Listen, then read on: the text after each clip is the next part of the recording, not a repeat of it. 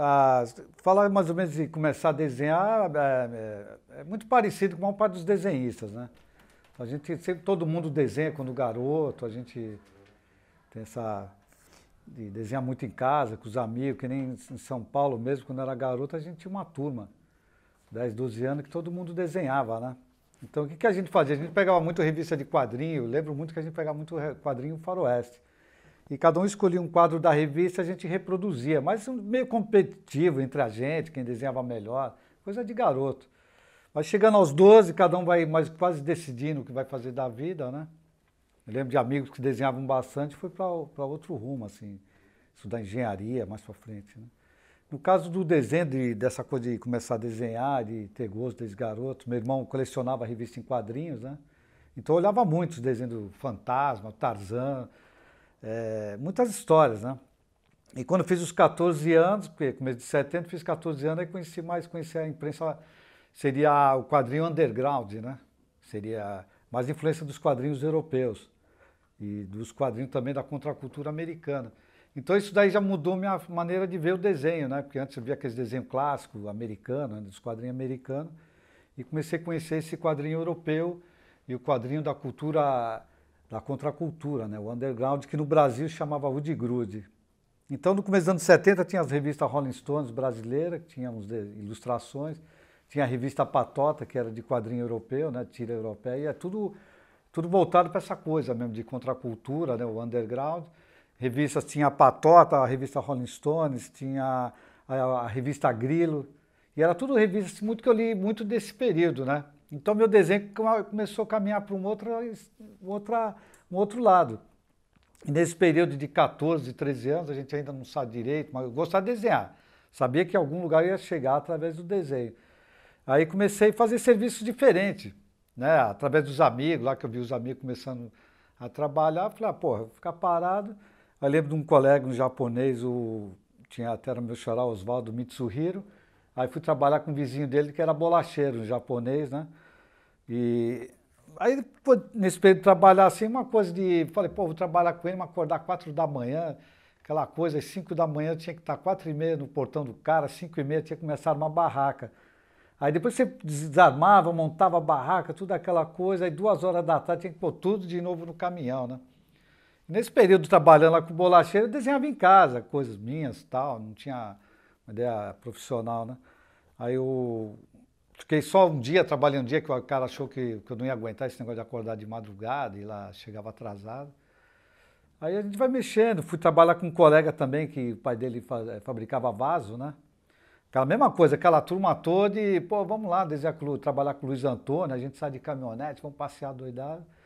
Depois a gente fica vendendo vaso e tal, e terminar assim, ele sempre paga um almoço. E aproximando 15 anos, 16, aquela fase de exército que ninguém contratava ninguém, também eu não esperava do que ia trabalhar. Então eu comecei dessa fase toda de fazer vários serviços, de bolacheiro, trabalhar pintura de vaso, com os colegas ia pintar a casa das tias, ganhava, colega, pô, vou pintar a casa da minha tia, não quer ela me ajudar, te dou uma grana. Então eu ia fazer muita coisa assim, para não ficar parado mesmo, né? Muitas vezes de jardim, fui ajudar colega a limpar jardim de casa. Aqui em Santos já vi de molecada que fazia a limpeza de piscina, né? Vi algumas coisas mais em São Paulo, a gente fazia isso. Aí eu comecei a conhecer também as revistas, os jornais alternativos, né? Aí conheci o Pasquim, um jornal que eu impressionei por causa dos cartoons, né? Que me gostei muito, foi um desenho que me marcou, que eu lembro de, porra, eu gostaria de fazer isso, foi o Jaguar, um cartunista, o Jaguar, né? Que era da patota do Pasquim. Aí pelo desenho de Jaguar eu falei, pô, essa coisa é legal, o cartoon, você faz uma piada, né? Em cima de uma situação. E o desenho também, que ele tinha uma outra estrutura, não tinha mais aquela estrutura clássica do desenho de quadrinho, né? Que tinha tudo uma esquemata, anatomia. E passando pelo underground, que já era uma figura meio distorcida, meio Robert Crumb, né? O que o Angeli se espelhou muito, o cartunista Angeli. Aí fui enveredando por esse caminho e fui trabalhar com o pai de um amigo, um colega meu também, ele era engenheiro. Acho que eu tinha uns 16 para 17 anos, essa fase do exército também. Ele era vizinho lá de casa, aí fiquei trabalhando com ele desenhando planta. Então ele fazia os desenhos, os projetos dele, muitas vezes rabiscado em lápis. Aí eu passava para o esquadro, régua, as medidas, fazia um negócio bonito e finalizava no nanquim. Aí eu fiquei acho que uns 6 meses trabalhando com ele nessa parte de engenharia, aprendendo a fazer leitura de campo, né? Que a gente fazia leitura de campo. E nessa aproveitava, desenhava também, né? Que além de fazer os projetinhos, trabalhava só com diagonal, vertical, curva, né? Aí fui para um escritório de arquitetura, já uma turma legal lá na Avenida Angélica, em São Paulo, já um pessoal ligado ao Mackenzie, né? Aí comecei a trabalhar com eles também desenhando planta, que quando viram meu desenho, trabalho de nanquim, os caras adoraram. Falaram, pô, o cara é muito bom, moleque aí e tal. Acho que tinha uns 19, 20 anos. Aí nesse período eu fiquei acho que uns 2 ou 3 anos trabalhando em escritório de arquitetura. E sempre desenhando em casa, uma coisa paralela. E sabia que já estava começando a caminhar para as coisas que eu gostava, né? Então na arquitetura aprendi a fazer maquete, né? Trabalhando com cartão, recortando cartão.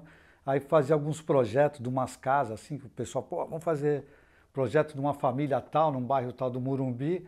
E, pô, você não tem a mãe de fazer uma maquete pra gente fazer uma apresentação? Eu falei, eu faço, mano. O que vocês têm aí?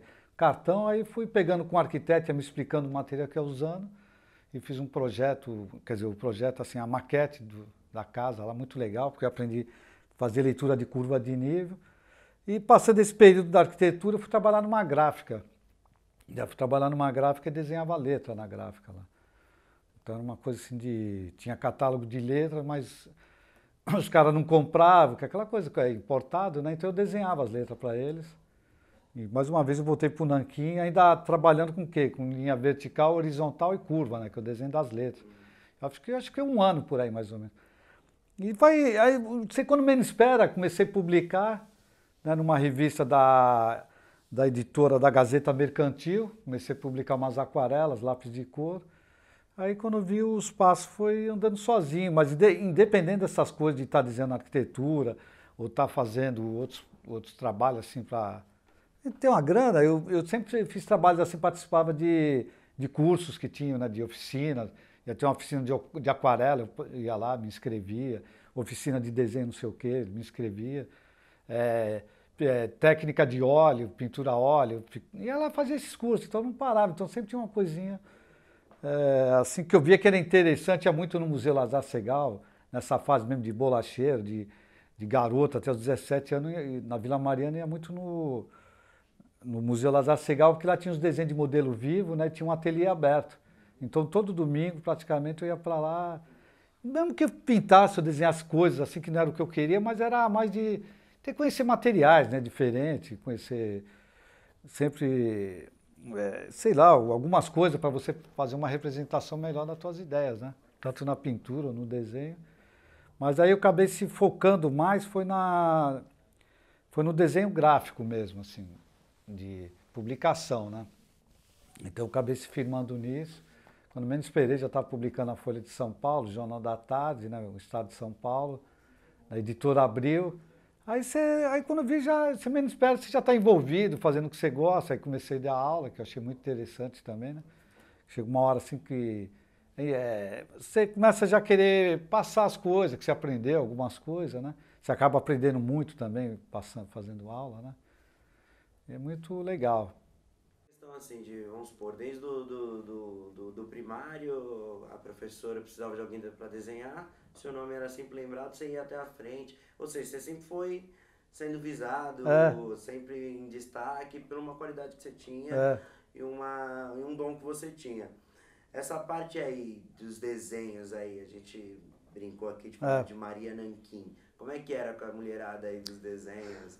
A sua evidência? Não, porque principalmente salão de humor, né? A gente brincava lá, que a gente ia para salão de humor, aí brincava, as Maria Nanquim já estão no pedaço, né? A gente falava assim, usava uma expressão assim, não é legal, né? Mas é tudo garoto, né? Então a gente fala, as Maria Nanquim já estão aí no salão e era... A gente terminava sempre em festa, né? Sempre, todo mundo, como sempre, todo salão é uma confraternização, né?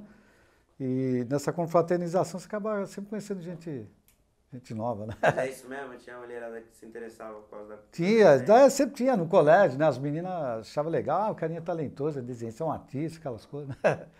E a gente sempre acaba aproximando, que eu acho que num certo ponto, quando você... Acho que destaca um pouco nas coisas que você faz, as pessoas aproximam de você, né?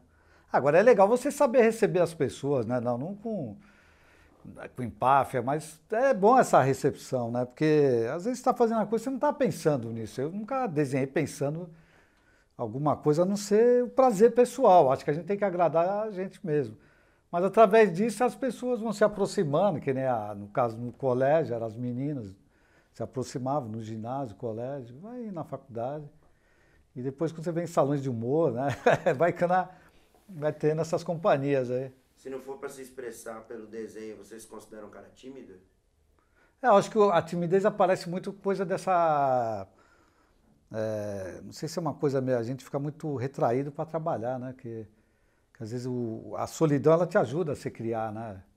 Assim, eu acho que é fundamental. Acho que na área da música também, eu acho que quem é músico. Acho que você precisa um pouquinho se fechar um pouco. Eu acho que muitas vezes. Eu conheço desenhistas muito mais tímidos do que eu, assim, de quase não falar do seu lado mesmo.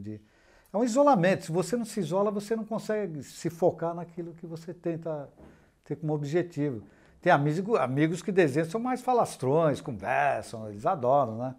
Assim, público, né? Tem muita facilidade. Conta aí um fato que mais marcou aí a sua vida. O que eu lembro marcou assim, estava na Folha da Tarde, na época da novela Vale Tudo. Então eu ficava ilustrando várias matérias de economia, política e tal, e tinha um caderno de TV. E tinha uma editora lá que era muito engraçada, era muito legal. E essa época essa novela marcou muito, que falava de problemas brasileiros. Acho que o problema da abertura já começou a aparecer, ter mais abertura na imprensa também. E nessa novela aparecia muito falando de hipocrisia, pessoas falsas, trambiques, né? Um Brasil que a gente ainda, uma pena que não mudou muita coisa ainda desse negócio de falcatruas. Então essa novela aí da Odete Roitman, era o problema de quem matou Odete Roitman, né? Então praticamente teve muitas vezes que eu tive que assistir a novela porque sabia que no outro dia eu ia ter que fazer uma ilustração que teria esse fato, que seria quem matou a Odete Roitman. E aqueles personagens, aquela trama toda, uma novela fantástica, acho que foi do Gilberto Braga. E eu lembro, acho que foi próximo do Natal. Acho que eles deixaram o final da novela, acho que próximo do Natal, um negócio assim. Eu lembro que mais ou menos eu estava de folga, os 2 dias de folga que eu usei do Natal, praticamente eu fiquei assistindo a novela. Então eu tive que assistir a novela, que quando eu cheguei na redação, a primeira coisa que a mulher veio falar comigo, você viu a cena como morreu a Odete Roitman? Eu falei, lembra, ela tomou um tiro, bateu na parede e deixou escorrendo e o sangue dela na parede. É isso mesmo da Costa. Agora, por favor, não me esqueça da cor do vestido da Odete Roitman. Eu falei, isso daqui já está fotografado, né?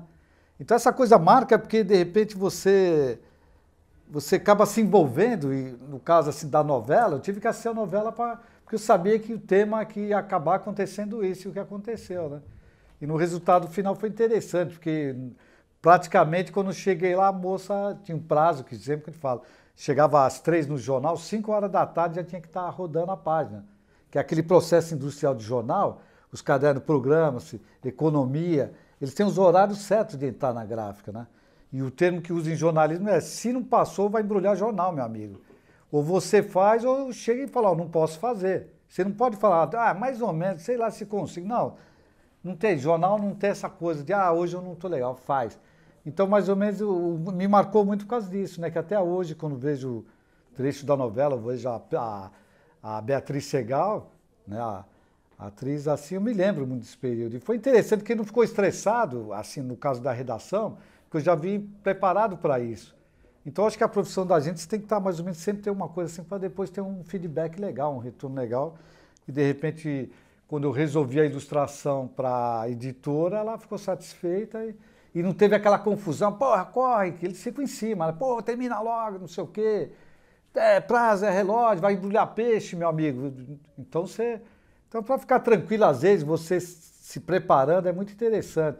Eu acho que precisa ler, precisa desenhar bastante, a gente precisa estar em cinema, precisa estar conversando com as pessoas. A gente trabalha com vocabulário gráfico, a gente precisa ver muitos livros, muitos desenhistas, precisa conhecer um pouco da história da arte, sabe?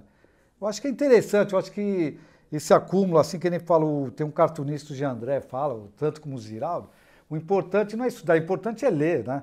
Você ler é muito interessante porque ele te dá um vocabulário.